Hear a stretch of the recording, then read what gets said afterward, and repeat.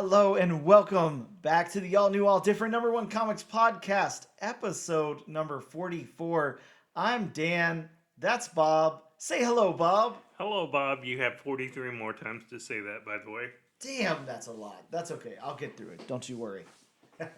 We are a comic book podcast in which each and every episode we take a look at a brand new first issue comic book that's newly released and let you guys know. No, I'm sorry. We also break down the story in art, Bob. We don't just let you guys know here, okay? We do more than that. There's more work here to do than just letting you guys know if you should move on to issue number 2 or not. But that's part of it. I thought we just sat here and talked. I guess if you break it down, that is what we do. That is true. You're not wrong there. We also talk a little bit of comic book and related news, as well as what's new at comic book shops this and next week. And Bob, this week we're going to be taking a deep dive into the all-new number 1 from Marvel, The Punisher, a new Punisher. That's right. Not your dad's Punisher. It's definitely not your dad's Punisher. No. I don't even know what volume Punisher this is at this point. So it's some kind of volume of Punisher. Bob, if you had to take a guess, if you had to take a completely uneducated guess here, just throw out a number. What Are volume we of Punisher including is the this? limited series? I don't know. Does that usually count as a volume? I'm going to say yes. So I'll say 5. 5. Yeah, I don't even know how to get the answer because I'm on Comic Geek on the Comic Geeks app, and it definitely doesn't say the volume or anything. Either way, we're going to take a short break. We'll be right back, and maybe we'll have an answer for you of what volume this is. If you're playing at home, make sure to post your answers now. And when we return from this quick break, we'll talk about which volume this is. And we're back with the all-new, all-different number 1 comics podcast, episode number 44. Bob, you want to go ahead and throw out that answer for the grand prize here? Whoever guessed volume... So I said 5. Dan, did you have a guess? I thought I said 8, but I don't know if I actually said it out loud. So I am looking at, unfortunately, we're not getting sponsored by them. Please sponsor us. Oh, yeah. But I'm looking on my CLZ Comics app. Mm-hmm. And apparently this issue of The Punisher, volume 14. You guys didn't get to hear the break, as we were discussing this during the break, and how amazed we were that there's been 14 volumes of Punisher. And also that's not including War Journal, Warzone. Those are separate titles altogether, so that's not included in the 14 volumes. Well, and the funny thing, I brought up this point, the first issue of the first volume of The Punisher came out in January 1986. Gosh. So from January 1986 to November 2023, there have been 14 volumes of Punisher. Wow. Yes. That's epic, man. and then you have Action Comics, which is still on volume 1. Technically. Yeah. Well, I guess there hasn't been a new number 1, right? Right. At any point. Right. Sure. Okay. Yeah. You're right. That and Detective. But, wow. Yeah, 14 volumes. Nuts. Insane. Well, go Punisher, go. I guess I would say go Frank Castle, but he stops at 13, so right now we're on Joe. But anyways, we'll get more on that later. As far as news, that's right. There's news this week. Be surprised. I am.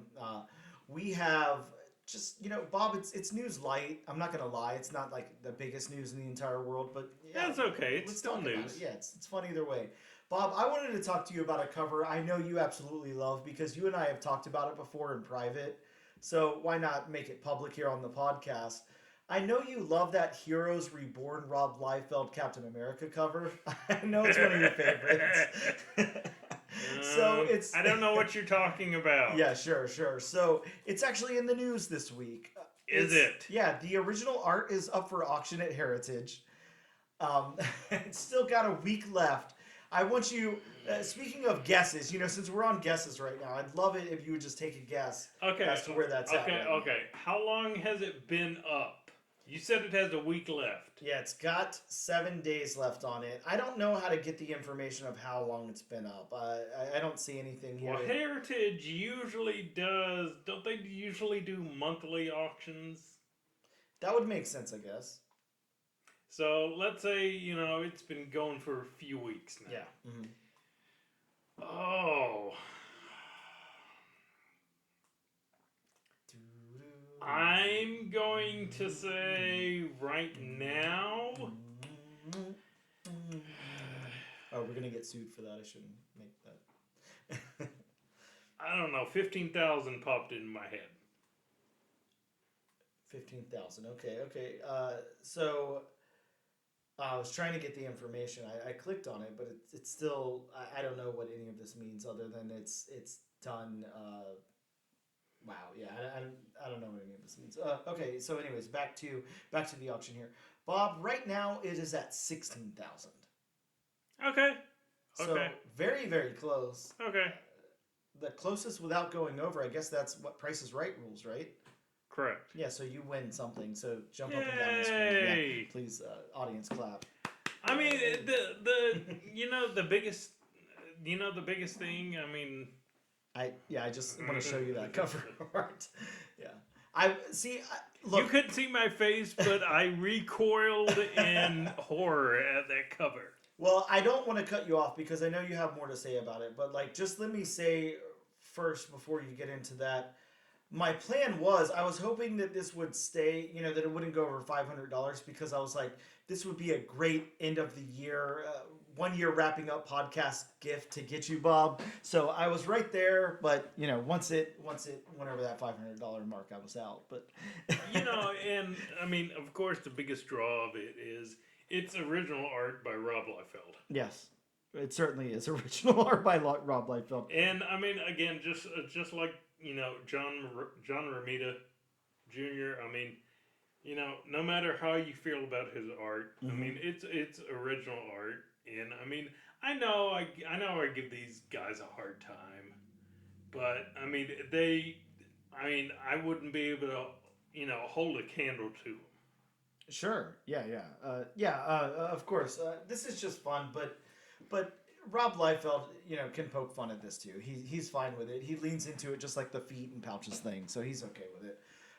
It was actually, I don't remember what I read, but I did read an article pretty recently. I don't know if it was at the same time this went up for auction or if it was, sometime before that or whatever, but Rob had talked about how he used a famous picture of Arnold Schwarzenegger as the model, the inspiration for this. So the stance is a little bit different, but the kind of leaning the head towards the camera, but the body's in that motion. Yeah, so I can definitely see that, especially with the chest. Yeah, that's a very, very exaggerated chest, but yes, it really is. Absolutely. But I mean, I know we all know Captain America got swole when he, came out of the pea pod. Yeah. But that swole. Very swole. Very swole. I love it. Bob, in other news, right now they're saying, and I take this with a grain of salt, I suppose, but the Blade movie will be rated R. They've announced that it's going to be rated R. They pushed back off that PG-13 or whatever that they were going to originally go for. But is the movie in developmental hell? Is it ever coming out? Is it ever going to happen at this point? It keeps getting pushed back later and later and later. So it doesn't. How long ago was Mahershala Ali announced his Blade? God, Bob, it has to have been like 3 years at the very least. At least. Yeah. At least. I'm thinking pre-COVID, honestly, but I'm not too sure. It's funny how that's how we use as like a time marker now. Pre-COVID and post-COVID. Pre-COVID, post-COVID. Yeah, that's like a time. I guess it's almost like how people used to do, talk about like pre-9/11, post-9/11 and everything in a pre-9/11 world and all that, in a pre-COVID world. Yeah, it's so interesting how we use that as a marker for things. It's so interesting, but I mean, look how much changed. Oh yeah. Look how many things changed. Yeah, changed post-COVID. Everything. As opposed to pre-COVID. Yep. Yeah, you're right. Anyways, this isn't a COVID cast, but yeah, craziness. Bob, a big piece of news I know we just touched on before recording. I know you're really excited about it. Nintendo announced a live-action Zelda movie. So, can I get your thoughts on this?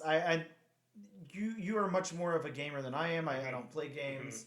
I have played Zelda before, but it's been like the original Nintendo Zelda. I haven't played anything past that. Yeah, Wow.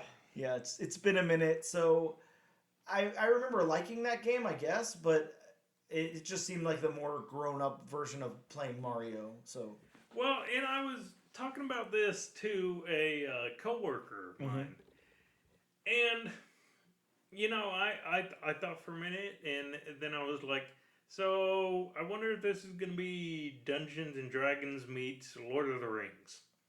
okay, I could get down with that. I could too, honestly. Yeah. I really could too. Yeah, it would be very interesting to see where they go with it. I know just from being around like people who play games and stuff like that at least the main character of Zelda is Link, and he doesn't speak. Yeah, that's going to be an interesting workaround. Yeah, Because I mean, of course we've had silent characters in movies before, but that's just always an interesting workaround where adapting like a character that is supposed to be does not speak to the big screen.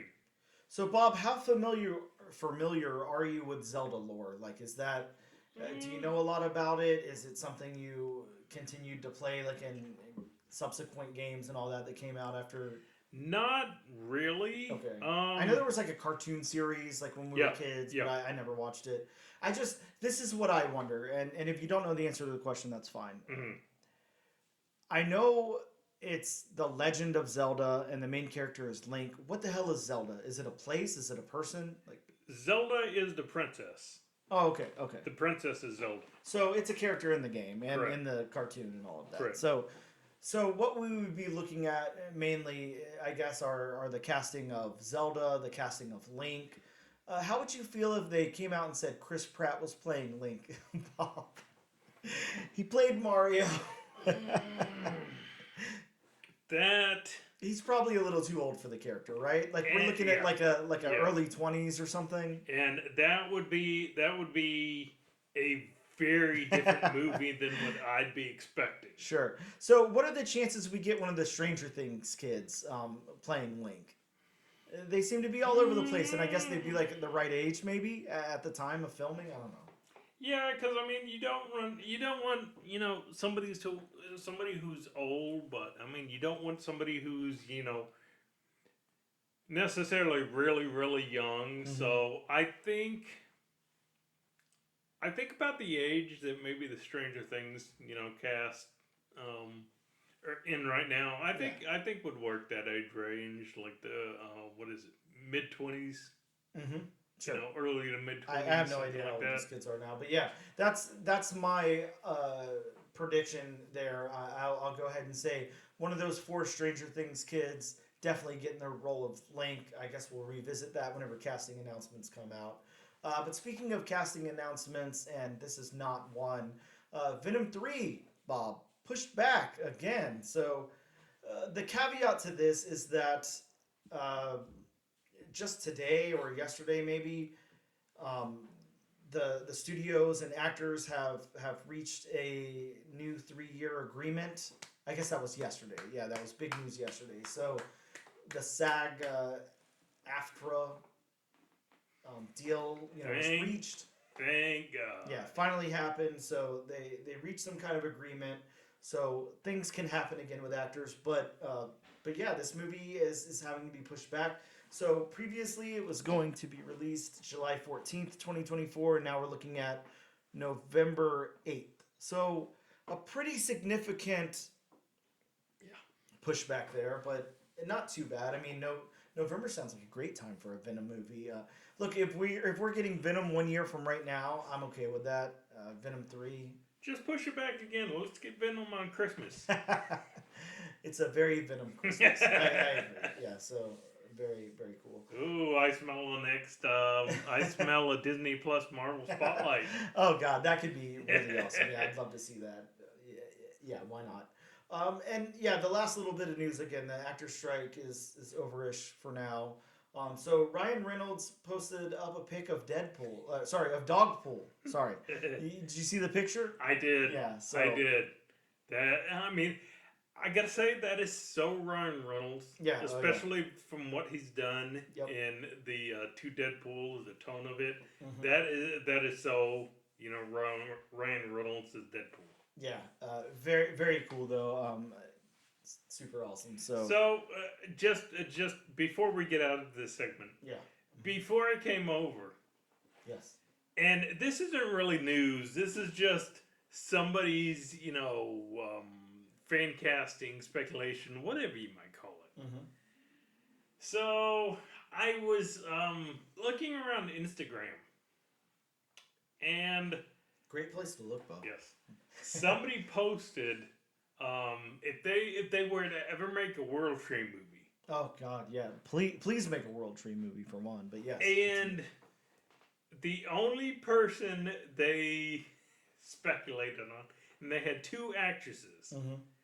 What two pictures of two actresses was who would you cast as Phaser? And the two actresses are Zendaya and damn, I'm drawing a blank on her now. I'm sorry, I'm drawing a blank on Jennifer Lawrence. Oh, okay. So I mean, yeah. Imagine that role though. Okay, you read the script and you're like, so I've got to walk around naked, just no clothes That would on. I just definitely gotta be a wander rated around R naked? movie. You have to be, yeah. Of course, yeah. Interesting, yeah. Yeah, I mean, it'd be like what, a nude Jason Voorhees.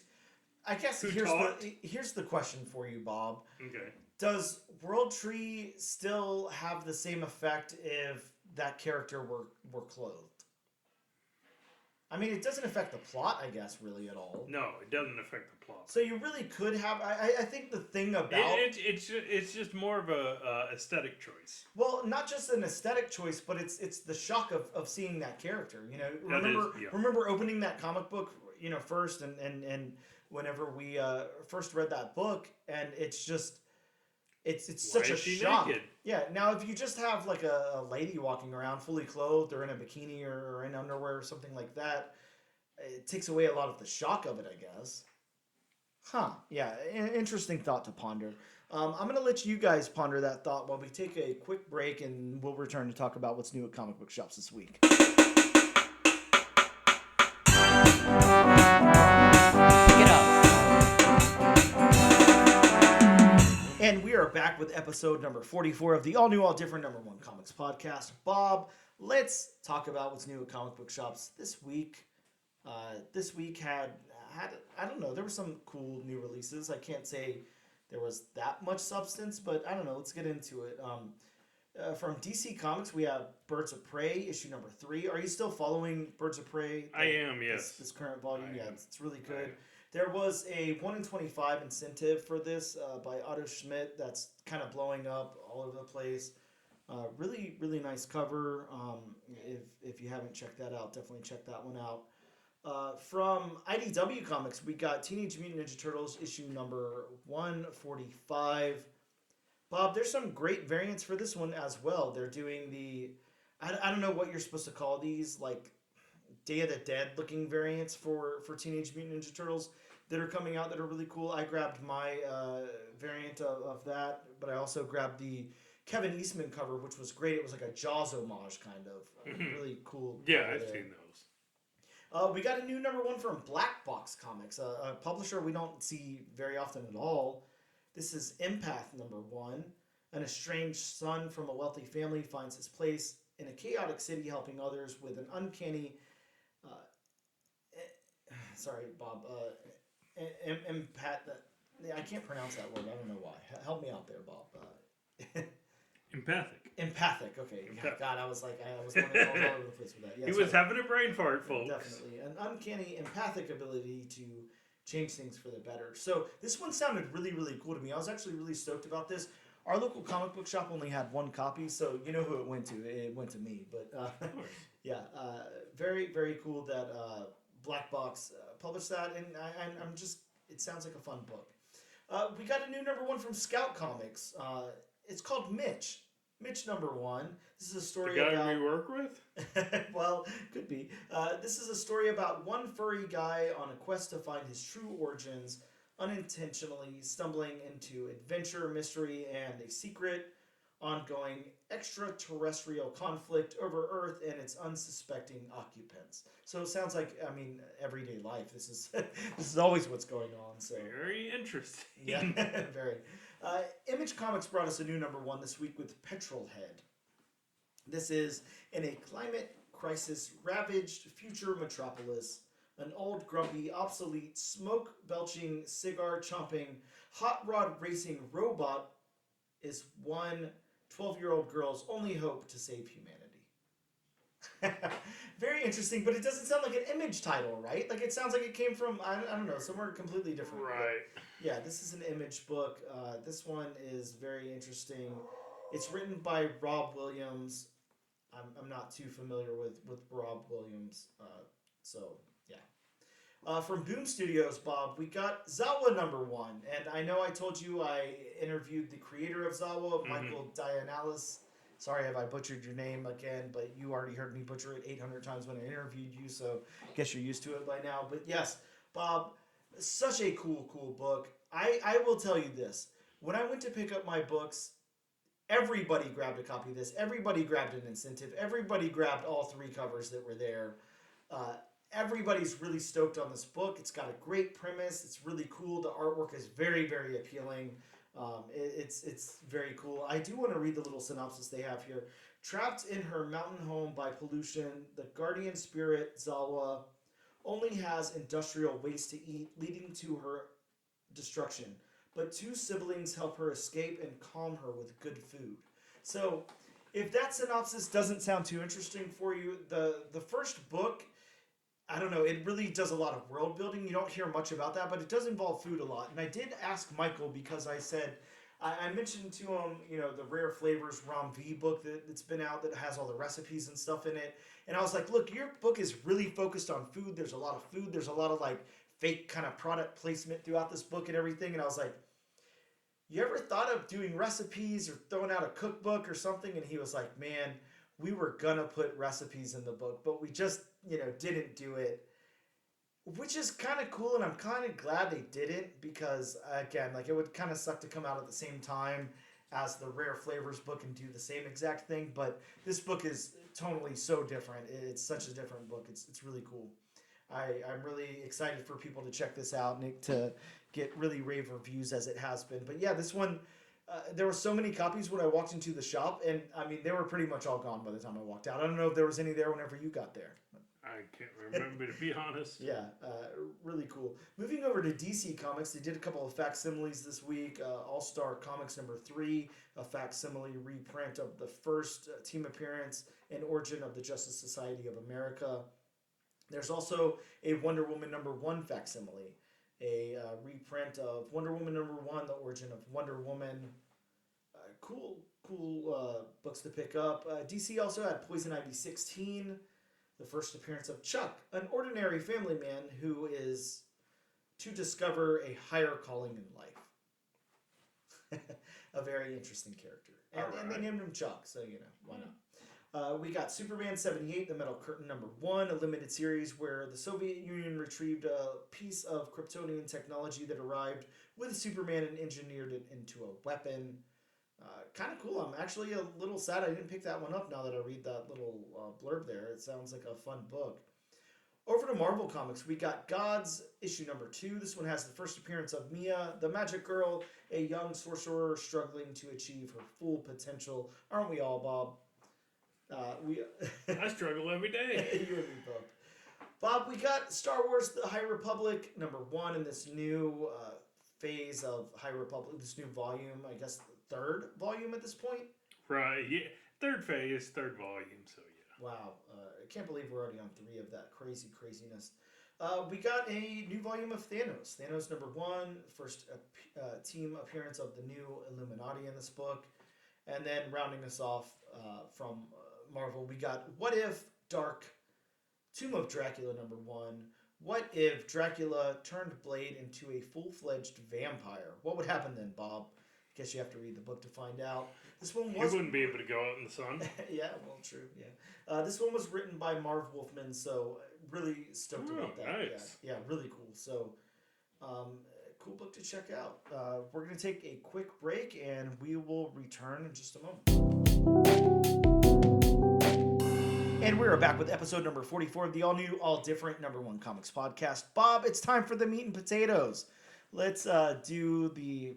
And yeah, you're right. For me, the potatoes and potatoes portion of the show, where we go over the all-new #1 comic. That Well, I don't know. For you, wouldn't it be beets and potatoes? I do love my beets. You Yes, are very you do. correct, sir. Beets, they are very good for you, and they're delicious. You know, they're nature's candy. If you listen to Doug from the Nickelodeon show in the '90s, Doug. I shall neither confirm nor deny that I have seen a bottle of beet juice right by Dan. Very often at that. Yeah. Yeah, that's happened quite a bit. You're not wrong there. Beets, if you're listening, please sponsor us. Not the headphones, the vegetable. I mean, we do sell love beets. Yeah, sure. Either way. Bob, let's get into this comic. This is Punisher #1. The 14th volume of Punisher, released November 8th, 2023. This is the return of Frank Castle. No, it's not. Is this a return of Frank Castle, or is this something else? Something else. Yeah, Frank Castle has disappeared, but evil will always need to be punished. With new threats rising to claim innocent victims, criminals will need to beware of a dangerous vigilante hunting them from the shadows. Who is the new Punisher? What put him on his path of vengeance? And when the smoke clears, will he even make it out alive? It's John Wick meets The Fugitive in this action-packed new saga from Ringo Award-winning writer David Pepose and Eisner and Harvey Award-nominated artist David Wachter. Bob, is that how you say that guy's last name? Wachter? Help me out there, Bob. Wachter looks fun with me. All right, sounds good. We're approved by Bob, so Dave Wachter. As the Marvel Universe meets the next generation of punishment. So that is the synopsis there. You know, I gotta say, before you read your synopsis, that whole John Wick meets Fugitive thing, it's like, that would be a cool movie. Oh, hell yeah, it would. Look, I mean, I don't know anything about John Wick, but I do know that Fugitive is one of the greatest movies ever made. God. The second one? Which wasn't called The Fugitive at all. No. We're talking the first only. Yeah, He still didn't kill his wife. No.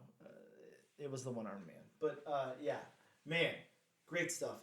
Before I get into my synopsis, let's talk about these creators for a second. Let's talk about David Pepose, who's, you know, he's not been around like a long time. If you look at his timeline here, he kind of started writing comics in 2017, basically. So he started on an Action Lab book called Spencer and Locke, if you remember that book. That was actually optioned a while back, but I don't think anything ever came of it. It was like I don't know, like a detective and his imaginary panther or something from childhood. I don't know. It was a very interesting book, but it was done really well. It was cool. Next up from David, he did a book called Going to the Chapel in 2019. Again, pre-COVID, at least pre-COVID for us. And then in 2020, he really only had one release called the OZ. It was something that Wizard of Oz adjacent, basically, like a story in that universe. Next up from Aftershock Comics, God, remember Aftershock Comics? That was a thing for a bit. He did Scout's Honor. That was like a 4-part mini. Really, really cool book if you remember that. And then he moved over in 2022 to some Marvel stuff. Did some stuff on Elektra, Black, White, and Blood. Did Savage Avengers writing. He was on Moon Knight. Black, White, and Blood. Also Avengers Unlimited. Infinity Comics. He did quite a bit of those. Back to the Savage Avengers. And had some writing credit on Fantastic Four, like on a random issue. Not too sure what was up with that. I guess like just a one-off or something. And then in 2023, finished out his Savage Avengers run. Did some stuff. Some more Avengers Unlimited, Infinity Comics. Wrote on the Hulk Annual. Did some work on Extreme Venomverse, Moon Knight City of the Dead, and he's got some more stuff coming out. But also, if you remember that book, it just came out recently. I grabbed the ash can of it. The Devil That Wears My Face from Mad Cave. Mm-hmm. He's the writer on that too. So yeah, some really cool stuff David has done here in a short amount of time, actually. So really, the only thing I am familiar with his run on, or if he worked on Savage Avengers, I am familiar with that. Yeah, that was his. Yeah. I have gotten both volumes they've had so far of Savage Avengers. Mm-hmm. That was the second volume was when Marvel could still use Conan the Barbarian. Yeah, but yep, I remember. Yep. Now they can't anymore. Yeah, sadly. Next up, let's talk about Dave. How did I Wachter. Wachter. That's so hard to say. Wachter. it's almost, I don't know. It's either Wachter or Wachter. Dave W. Sounds like a great name. Sorry, Dave. We're not trying to butcher your name, but again, we're just taking our best shots. It's always the open invitation. Come on the show and tell us how to say it. Mm-hmm. Tell us the correct way. That's what we're waiting for. Michael, that I can't say his last name now, can attest to that. He had to come on this show to teach me how to say his name, and I still didn't retain it well enough. But, so Dave W. here started in 2011, IDW Comics, that Hellbound Train title I'm not too familiar with. He also worked on Godzilla for a little bit. In 2013, moved over to some TMNT stuff. And did some work on True Blood. I don't know if you remember True Blood, the HBO show, vampire werewolf show. I loved that show. But yeah, that was a IDW, I think, put out some stuff. It was definitely, this is going to be a hot take, but it was definitely better than Twilight. I love both of them equally, so I can't say anything. But yeah, they were both a lot of fun for me. But he did a lot of work on Godzilla Cataclysm, Godzilla in Hell, if you remember that book. Really, really cool book. Again, just going through the TMNT stuff, he's a big illustrator on Teenage Mutant Ninja Turtles. Also worked on Iron Fist, Heart of the Dragon, Corridor. Did some work on Star Wars, Bob, on Star Wars, The High Republic, Trail of Shadows. Went through that whole series there. Did X-Men Legends, Miss Marvel and Venom, Spider-Man 2099, Blade Vampire Nation. Most recently, he was on Planet of the Apes that we reviewed here on the show. So I can't remember what he did for that. I feel like he was the artist. Okay, so yeah, did the artist there? Yeah, because it was another set of Daves on that as well. It was Dave. Now I can't remember his last name. David Walker. Yeah, David Walker was the writer, and then Dave, whatever. Wachter was the artist, but now we have David Pepose and Dave Wachter on this book. So yeah, really interesting. I guess he only works with guys named Dave. That's all Hey, I mean, if you're gonna only have one rule, then that's the rule. Yeah, very cool. But yeah, that's basically what Davis has worked on here so far. And then we also have colors from Dan Brown. No, not that Dan Brown that did the Da Vinci Code. I don't think. It could be, I guess. But I'm not going to go into his backstory. Possibly. So, yeah, it very well could be. Now, excuse me for a second while I stumble through my my synopsis here. Please. My recollection of the book. Punisher opens with two detectives detectives upon a crime scene as they find a dead family minus the husband/father. We then see a group of Sokovian thugs in masks in a bar when the Punisher enters and spends a few pages killing them all. Next, we properly get introduced to Joe Garrison, aka the Punisher, and his high-tech S.H.I.E.L.D. friend Triple A. As Triple A shows Joe his new Reaper bullets, and Joe hops on his motorcycle and drives off to complete his mission. Next, we meet Mr. Hyde, and Bob, I messed up here because I wrote Mr. Hyde because I know him as Mr. Hyde, but he's like Dr. Calvin something. I can't remember the guy's last name, but this is, at least in the book here, it's before we meet him as Mr. Hyde, so just know that I'm talking about Calvin Zaba. Okay. So next up we meet, we'll go with that. Calvin Zaba, as he's delivering, and again, here I'm going to have to stop for a second because I didn't quite understand if he was delivering the mutant growth hormone or if it was being delivered to him. I think he was delivering it to someone. That was like the point, in exchange for the Punisher's dead body. Yeah, that part confused me a little bit there. I wasn't too sure who was doing what, but either way, he was involved in that. We get some flashbacks to Joe's family being bombed at their home, and Joe sets out to kill everyone involved. He uses some cool S.H.I.E.L.D. biometric data viewer thingy, and he finds Mr. Hyde and his henchmen, and Calvin turns into Mr. Hyde. Then the Punisher has trouble defeating him until he shoves the mutant growth hormone into his mouth, seemingly killing him. Then a Sokovian tries to get away and takes a woman hostage down there on the subway area, whatever you call that, underground, by knife point.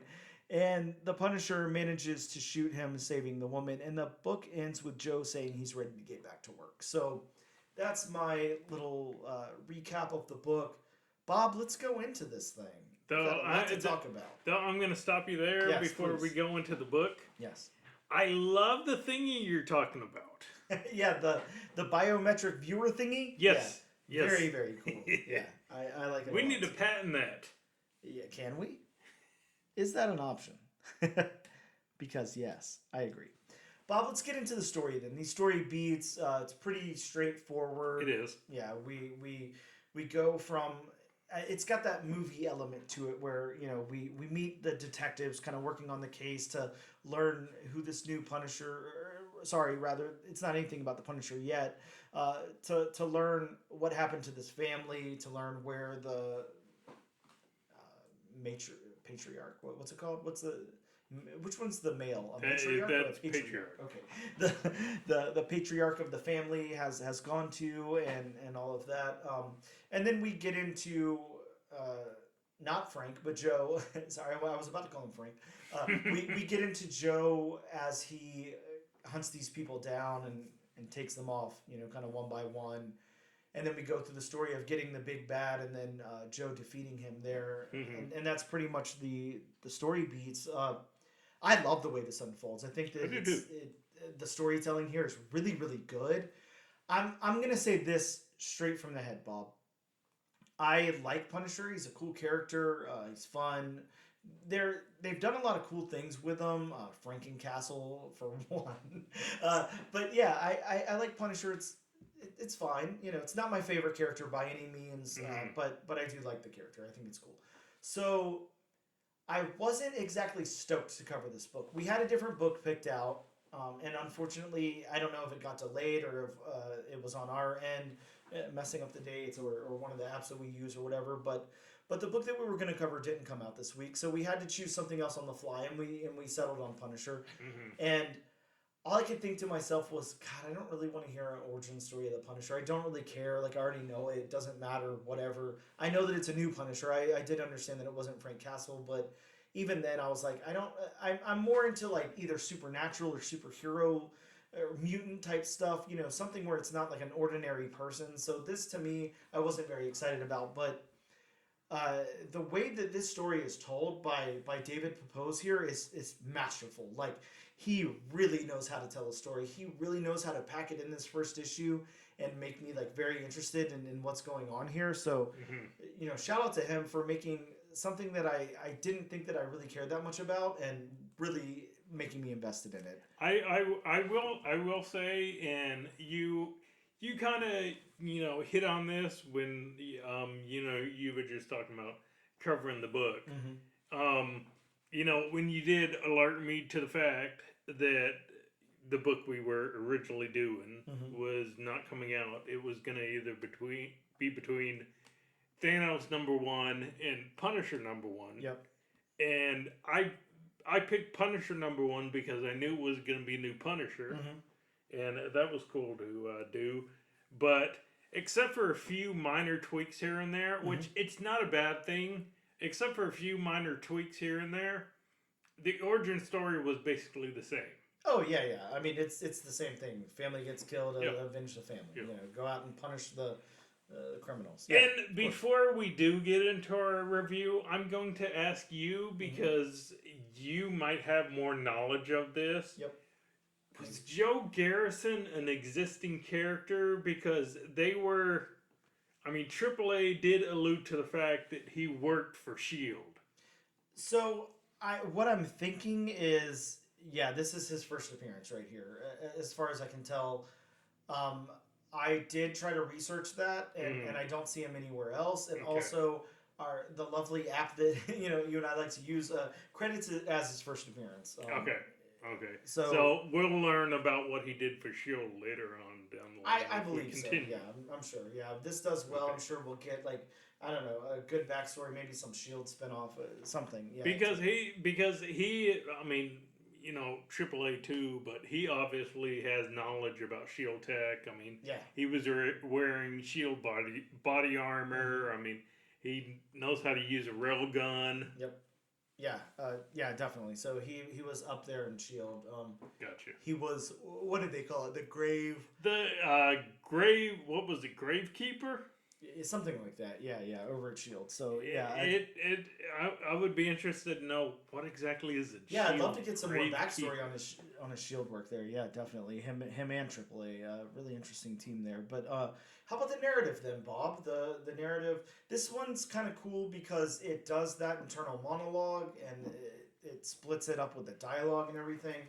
It did the internal monologue, but unlike some other books, the internal monologue didn't really take away from the flow of the story. Take away from not the at all. story beats. I loved it because it didn't do. Yeah, like you said, it was more like thoughts that you kind of would have while you're doing something. It was more like realistic and less exposition-y, and yeah, I thought it worked really, really well.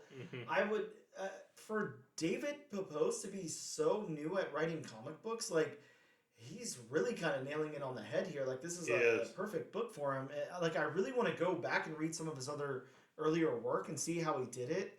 I don't remember how Spencer and Locke was written at all, but I have to think if such a short amount of time, he's writing this.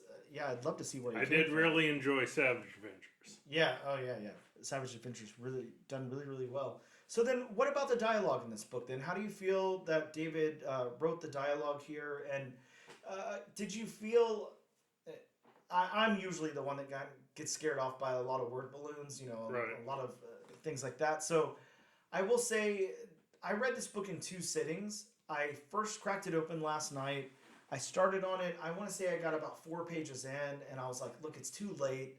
I can't concentrate on this right now. There's other things going on around me." So it wasn't the book that made you just put it down. It was just it definitely wasn't the book, but I think it was a lot of things. I think it was for one, not being so invested right from the get-go, and then 2, it seemed like there was going to be a lot of dialogue, a lot of storytelling here, and I wasn't quite ready for that. But then as I got past those first few pages, it was, such an easy read. It was. The dialogue, sorry to trail off there, but yes, the dialogue really works in this book, in my opinion. I liked it a lot. I think that all the characters had a unique voice, and for him to do what he did with Mr. Hyde there, kind of group him in with the Sokovians and everything, and those henchmen and all of that, everybody had a pretty unique voice. I liked Joe's voice enough here to where it felt different enough from Frank Castle's, in my opinion, and that's what I was scared of. Yeah, I mean, it was, it still had that same, straight to the point gruffness of Frank Castle. Yeah, absolutely. But it was more humanistic. Yes. Yeah. As opposed to Frank Castle, where Frank Castle is just like, okay, any other talk besides the point in the mission, I'm just gonna ignore it. Whereas, I mean, Joe, while he still had that, I mean, he seemed a little bit more jovial, a little bit more, interested in the conversation. Yeah, and one of the things I like about him as this character here, and getting back to the dialogue and everything, if he's written like this, I mean, I really see that. Like, we were talking about The Fugitive a little while ago, and obviously Harrison Ford would be too old for this role, but, imagine someone like a younger Harrison Ford, like, playing this character, like a guy, maybe in his, late 30s, 40s or something. I'm not sure what age he's supposed to be, but I'm assuming, probably at least around our age, maybe a little bit older. Just coming with that straightforwardness, but has that humanistic element that somebody like Richard Kimball that was his name in the future. Kimball. Yeah, I pulled that one out. Okay, yeah, but somebody like a deep cut. Yeah, it was somebody like a Richard Kimball. Somebody who's a human. Obviously, he's a person, but he's got a mission. He's got to redeem himself and everything. Yeah, I hate to keep praising this so much, but I really, really think that David Pepose has done the impossible here and made me really care about a Punisher story. Punisher. Yeah, like I think the dialogue is wonderful throughout this book. It didn't get overdone. It went to some really good places, and I really liked it. Well, yeah, and I do enjoy that, and especially combined with the dialogue, it's kind of like this is the Punisher, but it's definitely not the Frank Castle version of the Punisher. Yeah, I mean, exactly. he's still got all the skills. He's still doing it for the reason why Frank Castle did it, but it's the same character, but it's not the Punisher, Frank Castle. It's exactly. Frank Castle. And let me ask you this. This is like another side tangent, and I'll try to keep it short. But like, right. I know how you and I both feel. Like we're very open and accepting to new ideas, new things, whatever changes all of that.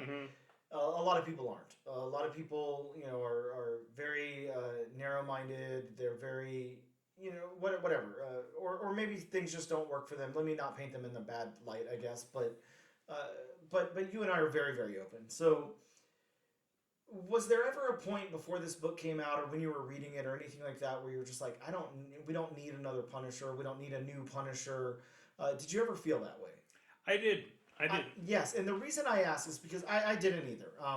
I didn't feel like that before. I don't care, but like, again, you have that, and I know there's the internet's so toxic, fandom is really toxic, whatever.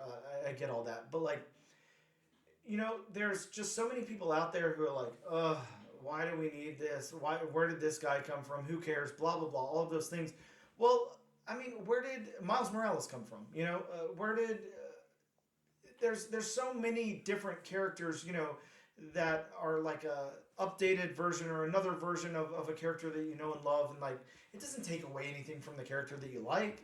Okay, and I'm gonna kind of stop you there and just give my take and give an example. And you actually brought up the example I was gonna use. So you asked a question before this. Were you thinking, oh, we don't need another Punisher? Yep. So, I mean, I will leave it at that. I'm fine with having another Punisher. I was definitely not thinking we didn't need another Punisher. But, and you brought up Miles Morales. Yes. It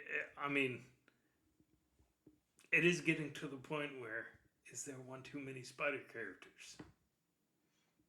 I can see the argument. I like it. I love But where we are with it gets to a point where it's like, okay, just like just like your favorite Batman, that. all the Batman titles they Yep. have. Yeah, yeah. It can get oversaturated. Yeah, of course. And I'm sure we'll get there at some point with Spider-Man. You know, people will start to really say that. Why we don't want new Spider characters. But I mean, that being said, I'm still fine with them, introducing new Spider characters, introducing new characters. I mean, as a comic fan, I figure, okay, the more characters, the better.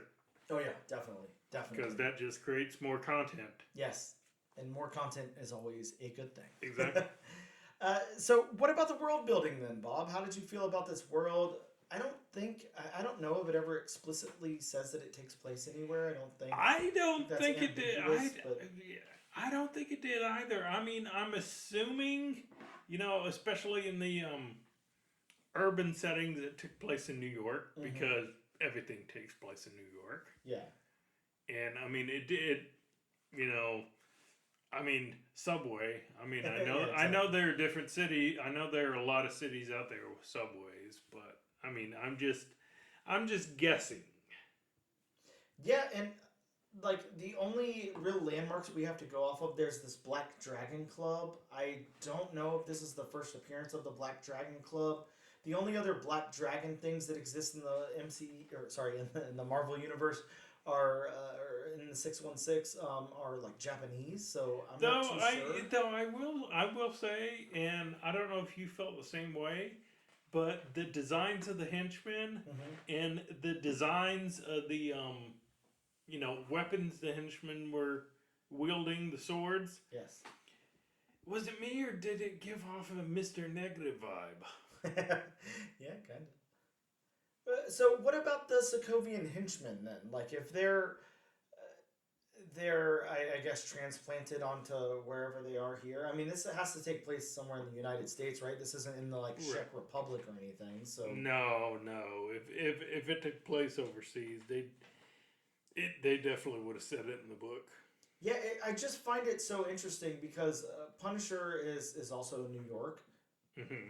So you're telling me we have like a kind of like a copycat dude, like in the same state, but yeah, there's no real landmarks here. There's nothing that tells us where we are, and again, everything would kind of have you think that it would be New York, the subway and all of that. I mean, even the house that the Garrisons live in, they never explicitly say where it's located. Well, here we go, Bob. I guess if we read that last page, can you survive the night shift deep in the heart of New York City?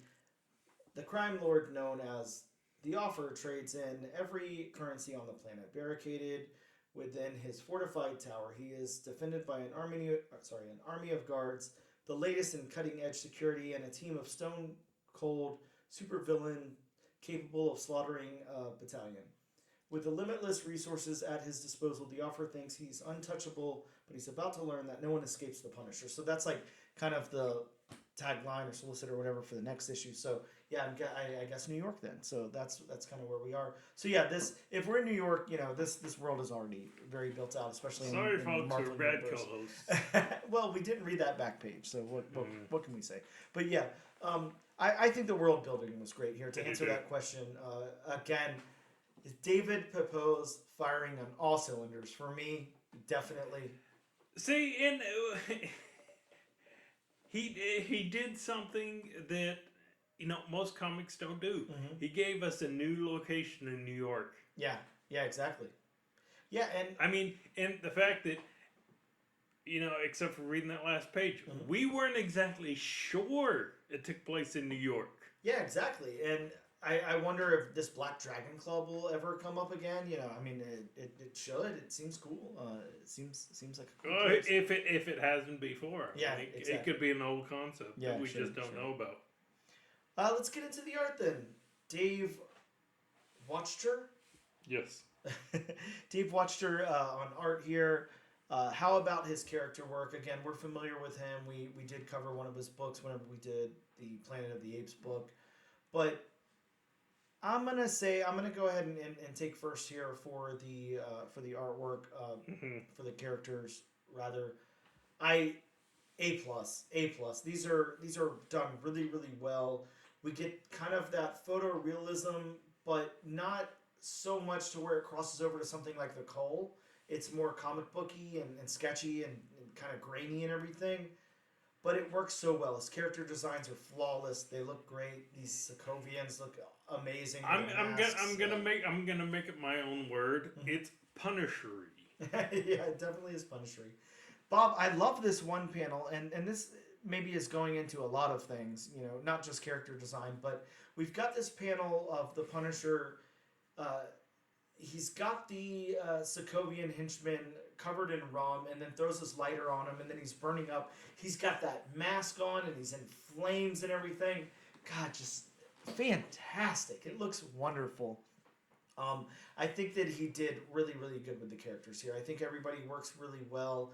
There is one panel that I will critique, and it's his full page panel here of our introduction to Joe as the Punisher with his Punisher outfit on and everything. I think that's the weakest art in the whole book, where the Sokovian is in flames behind him, and the Punisher just looks so blocky to me. Like, he just doesn't look great. There's no definition in his body or anything, and he looks like a rectangle with a head. Yeah, I will give it to you there. He does have, well, especially with the coat he's wearing. Mm-hmm. It would have been nice if you would have given a little bit of flowing and yes. and I'll just use the word body hugging with the mm-hmm. coat, as opposed to where it seemed like it may have been 2-3 sizes too big. And yeah, exactly. It just gave Joe Garrison just a big, hulking. He reminded me of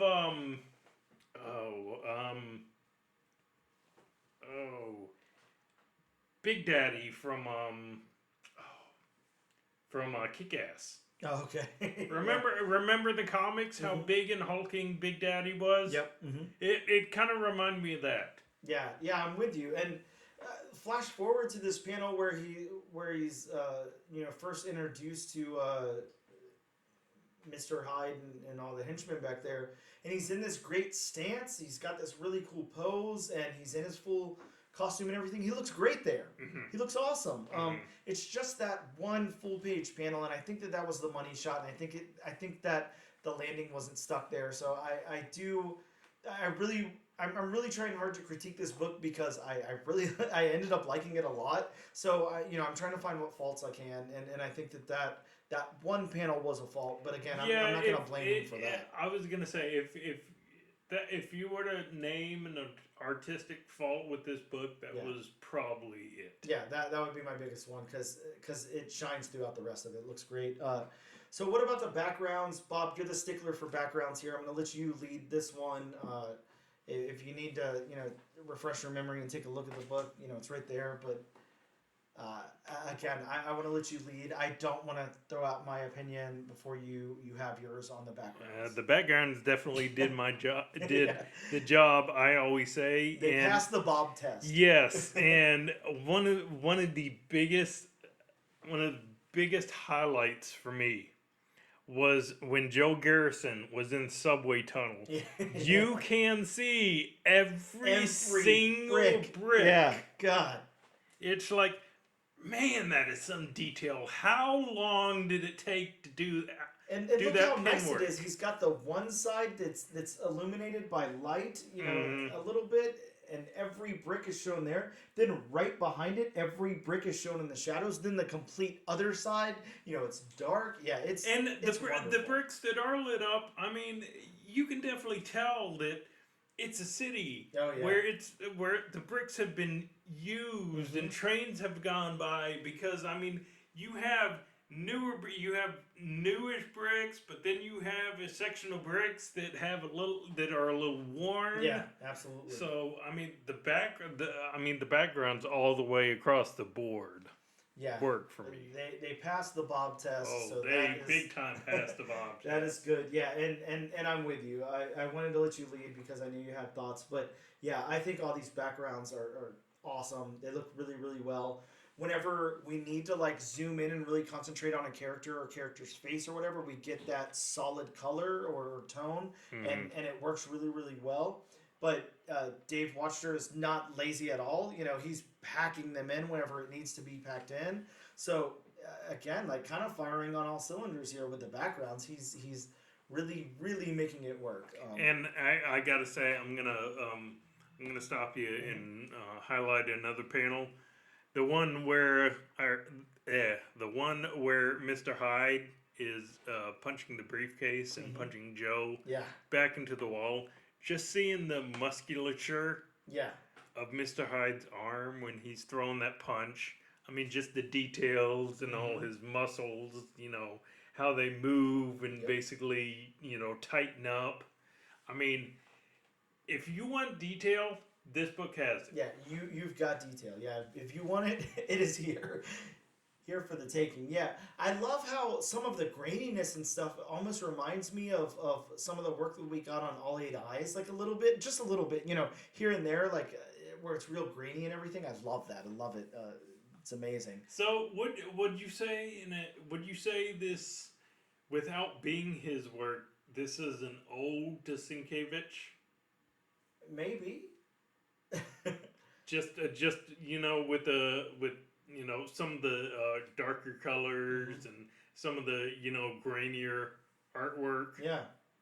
Yeah, very, very well could be, because we've seen Dave Wachter, you know, kind of go all over the place, you know, in other books and stuff. Like, it's not like he has like one unique style. He's pretty versatile, but he definitely fits for this book. So yeah, it could be like an homage or like a tribute or something. Very well could be. Oh, and one more panel.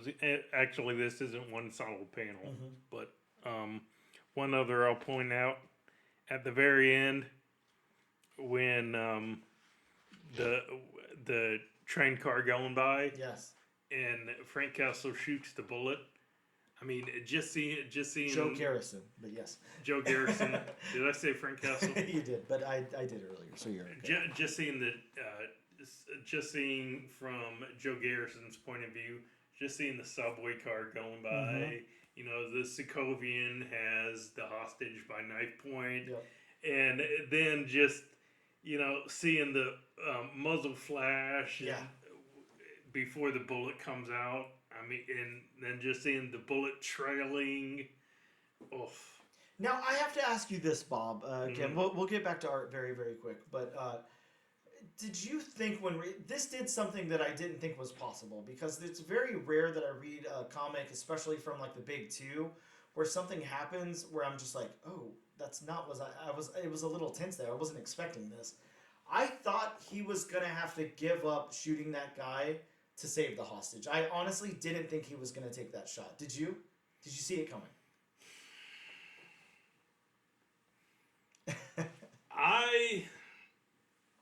Yeah, it's... Oh, that's... I mean, it's...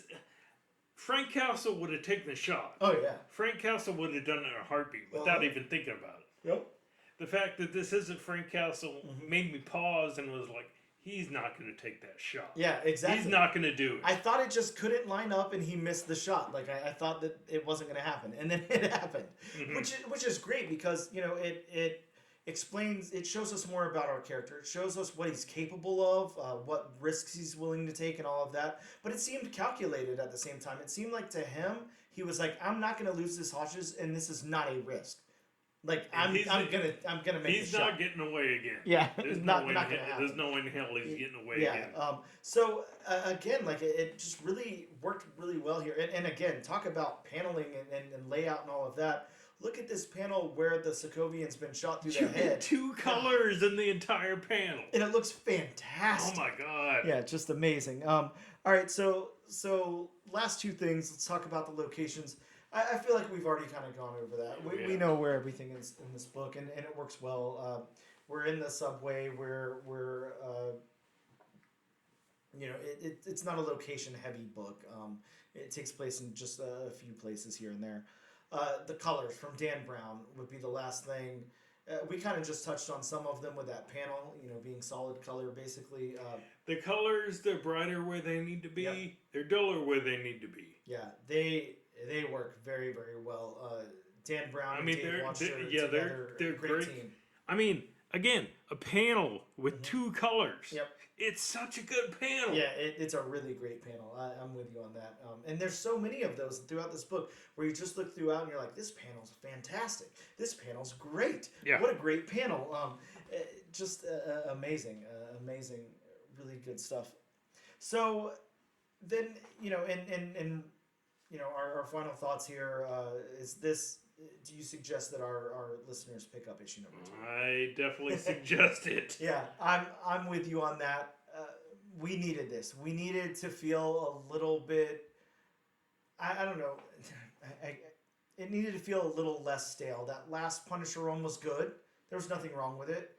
The Jason Aaron run Punisher was really good. Punisher has been fine, but. Well, and again, it goes back to the whole, did we need another Punisher? Mm-hmm. We didn't need the new Punisher to be just a copy-paste of Frank Castle. Mm-hmm. We needed him to have those traits of Frank Castle, but be a different character. Yeah, and I'm with you. I think there is way more than enough nuance here to make Joe his own character, to where he works really, really well. I think I'm going to say this as a final thought.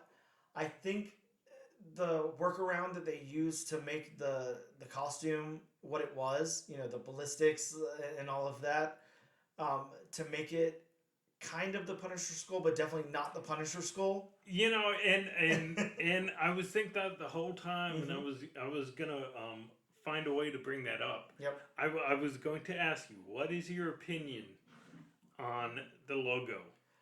The new logo. The new logo. Okay, yes. I like it. I think it looks cool. I think it was a clever workaround. Now, I think that just as we've seen before, you can't introduce a new Punisher logo and have people really accept it. But you also can't rely on the Punisher logo because it's been ruined by people. People have screwed that up, sadly. A lot of people have taken the Punisher logo and made it into something that it doesn't represent. Or sorry, that it doesn't speak for the actual Punisher here and all of that. And I gotta say, I saw the Punisher logo, and I'm a fan of it, especially how the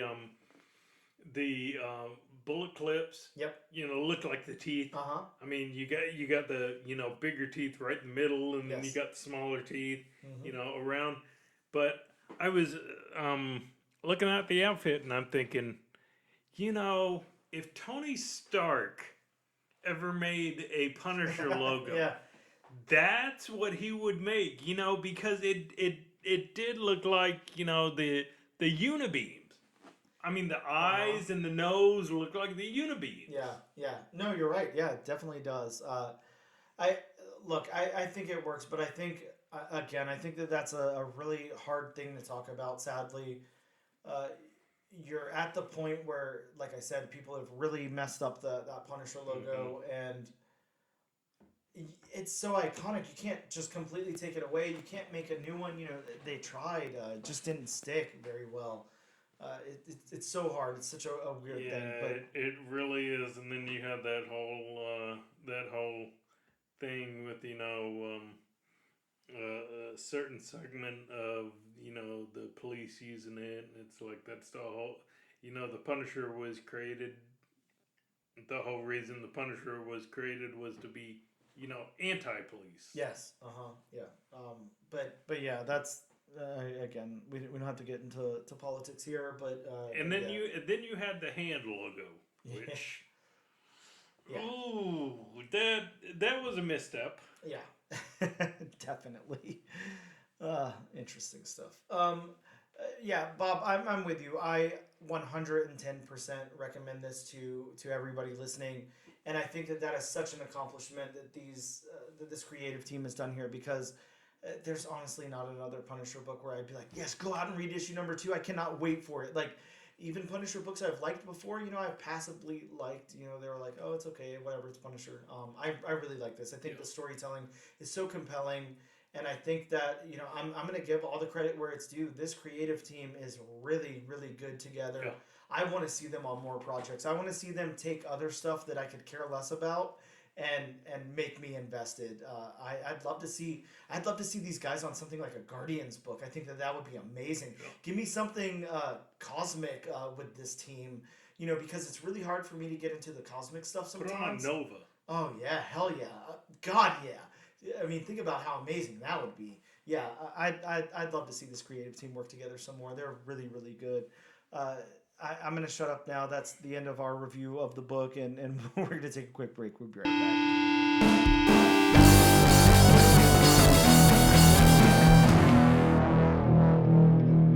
And we are back with the all-new, all-different #1 Comics podcast.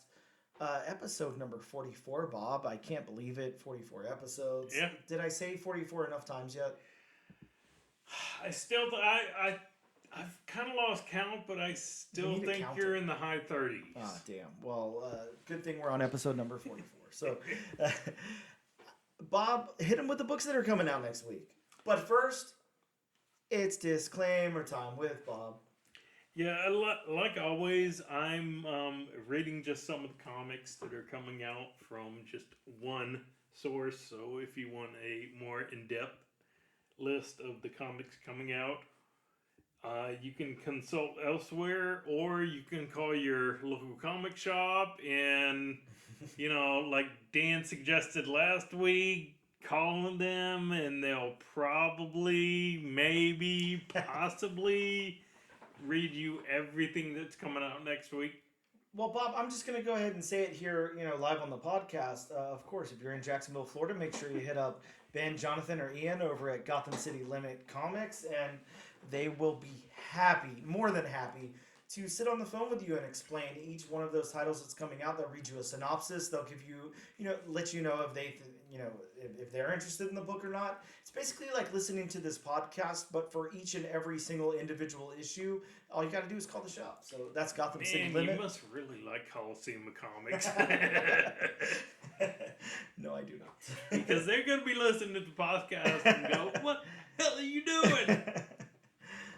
But just like the original book we were going to do for this week, don't always expect, every book to come out exactly when it's supposed to come out. Sure. Things happen. Exactly. So, beginning of the list is actually I don't know who it doesn't say who it's by. Distillery. It's an ash. Is it distillery? Yes, distillery. It's an ash can, and the title is Somna. Yeah, this is an ash can given away with the purchase. With the purchase of a convention exclusive edition of Devil's Cut #1. Jesus. Yeah, I'm not sure how you're supposed to obtain this. So did you have to be at the convention? Yeah, probably. You probably got to be Bubble Comic Convention in Harrogate, England. Yeah, so we're probably not going to get a copy of this, Bob. No. Good luck to whoever did. Good for you. So, next from Marvel, we have Black Panther #6. Yeah, stoked about this. This has the first appearance of King M. Telly. I guess is the pronunciation that I'll go with. So, next from DC, we have Justice League versus Godzilla versus Kong. Bob, here it is. I'm gonna lay it out straight for you. We talked about this a long, long time ago in the news section. I don't know if you remember. This had to have been one of our early episodes, probably before we hit the 20s at least. These are gatefold covers that are like those cards that you can buy that like play a song when you open them. Mm-hmm. So this has like a roaring sound effect whenever you open the book, whenever that gatefold cover opens. Yeah, so this is the Kong variant, and there's also a Godzilla variant that roars. So yeah, really cool. These are like $15 cover price books, but yeah. How exactly do those books work? I mean, I'm just assuming it's got to be like the cards. Like they have the little thing in them, and there's a mechanism that tells you that it's opened all the way, and then they go off. I'm not sure. So I mean, does speaker. it have like a little, like a micro battery pack, or Yeah, it's got to have something like that. I'm sure. how would you get something like that created? Great question. We'll find out soon, I'm sure. So next from Image Comics, we have Philadelphia number 31. Which is crazy because for some reason I thought the series wrapped up, but I guess not. This has a guest appearance from Spawn, Savage Dragon. Jeez, I can't talk today. Savage Dragon and Blackula. All right. Yep. Mm-hmm. So next, going back to DC, we have World's Finest Teen Titans number 5. Yeah, the first team appearance of the Anti-Titans. I don't know. I don't think this will be as cool as like Anti-Venom or anything. So I don't know. Do your thing. So next from Marvel, I'm actually looking forward to this one. We have Star Wars Visions number 1. Yes, a Star Wars Visions one-shot. And this has the first appearance of someone whose name I won't be able to pronounce. And if you want to hop in there, Bob, and tell me how to pronounce that, feel free. Hancock. Oh, okay. And that's a cult member who believes that she is the successor of the legacy of the Sith. This is a Peach Momoko book, Bob. This is written by Peach Momoko with art by Peach Momoko. So Peach Momoko on a Star Wars book, creating a new character, writing everything. This is very interesting. I'm definitely picking this up. Absolutely. I was gonna say I could definitely see Peach Momoko art in a Star Wars book. Yeah, this is something I will absolutely be picking up. Actually, I mean there has been artwork introduced in the animated Star Wars series that could lend itself well to what Peach Momoko does. Okay. Yeah. I'm absolutely picking that up is all I can say. So, sticking with Marvel, we have Alien number 1. Bob, this is already the 4th volume since Alien has been over at Marvel. It's gonna be like the Punisher soon. And maybe that's what they're trying to do. Where it goes to 14 volumes. Volume the Punisher. Sticking with Marvel, we have Immortal Thor number 4. Yeah, Immortal Thor has been great. If you haven't been reading it, really, really cool book. This has the possible introduction of the Four. And the solicitation states, this is the story of the immortal Thor and the summoning of the Four. Man, trying to say Thor and Four together is just not easy to do. Again, my favorite possible introduction. Yes, it possibly could be an introduction. It's either an introduction or it's not an introduction. Bob, it's possibly an introduction. If you say so. We have Silver Surfer Rebirth Legacy number 3. This one has the reintroduction of the Silver Surfer as the Fallen One, as introduced by Donny Cates in Thanos 15 back in 2018. Again, pre-COVID, Bob. We get to talk about pre-COVID again. How wonderful. And actually, coming up next, we have a Deadpool title, which I don't think we've had a Deadpool title in... Yeah, it's been a little bit, right? I can't think of any Deadpool stuff. I mean, I think there has been something. Deadpool... Oh, there was something. There's something ongoing right now, but it's... I can't remember the subtitle for it. Yeah, there is something. This is a one-shot, a week in the life of Deadpool, where he commits 7 assassinations each day. That is very interesting. I thought maybe it would be like... On Saturday, he commits 1 assassination. On Sunday, he commits 2. Nope, each day. On Monday, 3. 7. Sticking with Marvel, we have Superior Spider-Man number 1. Yes, Superior Spider-Man is back. Superior Spider-Man is back. This is the premiere issue of the ongoing series. What volume is this for Superior Spider-Man? Who knows? 3, 4? I don't know if it's gotten that far yet. It might be 2. I don't know. I believe it's past 2, but yeah, we'll see. Going back to DC, we have Dan's favorite, Batman Gargoyle of Gotham number 2. Yeah, this one's got some very interesting first appearances. It has Moth-Er with a really cool character design, might I add. It looks like this thing is contains a bunch of moths. It's made out of moths. It's a giant moth with moths all around it. I don't know. The next first appearance may be kind of controversial. And the next one is the Virgin. Really cool character design on that as well. You know, as far as Batman goes, I probably will pick this up for these first appearances here. They look pretty cool. Great artwork on them. Of course, that's Raphael Grandpa, so really great artwork naturally, but yeah. Going to Scout Comics, we have Ghost on the Water #1. Yes, Ghost on the Water #1. I don't. It's written by Jeremy Deiches and Ben Goldsmith, with art by Alex Cormack. I don't know. There's no solicit here. It could be fun. Who knows? We'll find out. From Image, we have The Deviant #1. Now, here's one that kind of makes me mad, Bob. There's no solicit for this, but this is James Tynion's and Joshua Hickson's book about Santa Claus. So it's a Christmas story. I'd love to read the synopsis for this, but it's just not there. So I don't know. We'll have to talk about it later, I guess. Going back to Scout Comics, we have Lipstick Klika #1. Man, all right, I'm going to try to read the synopsis here. We'll see if I stumble on any words. A fierce all-female gang of shape-shifting vampire cholas from the borough of East... Bargo. Sorry, how do I say that word? Bargo. Okay, of East LA fights to protect their home turf from rival supernatural gangs. In September, the first adaptation for this for TV development was announced in Sony's Night of the Cadillacs licensing deal. So probably a good book to pick up. Yeah, good spec. Got a really nice cover too. So yeah, why not? And the last two are DC books. We have Outsiders #1. Man, Outsiders again. The first appearance of the drummer, Bob, a female version of the planetary character. And the first appearance of Third Man, a villain with a secret buried beneath Antarctica. What happened to the two? What happened to the two before him?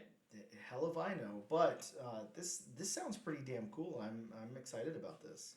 No, wait. Hell if I know was the villain from last week. Yeah, we got some great new characters coming out. And then we have Speed Force #1. Yeah, a new series led by Wallace West and Avery Ho. Yeah, sure. If you're interested in The Flash, pick that up, I guess. And then I'm just going to add two more books that, at least for me personally, I will definitely be getting. We have G.I. Joe, A Real American Hero #1, the Larry Hama cut. Oh, wow. Okay. So from the little bit of the synopsis that I read from this, it's going to be basically the original, Volume 1 G.I. Joe Real American Hero, but it's going to have his original dialogue. So it's basically going to be a director's cut of the original G.I. Joe, A Real American Hero. Wow. Very cool. So I am definitely picking that up.